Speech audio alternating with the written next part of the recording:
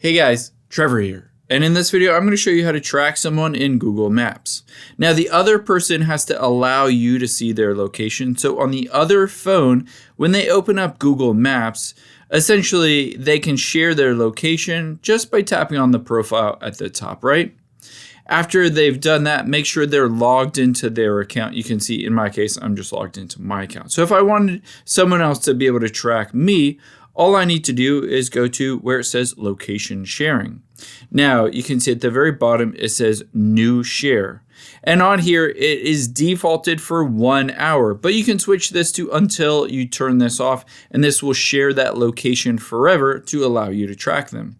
Now you can see it says suggested emails here, so you can go through and email somebody, or you can tap on, for instance, messages if you wanted to hit share, and then just pop into messages to be able to share that link to be able to share and track that location within Google Maps. I hope this helps. If it did, hit the subscribe button down below, and I'll catch you on the next one.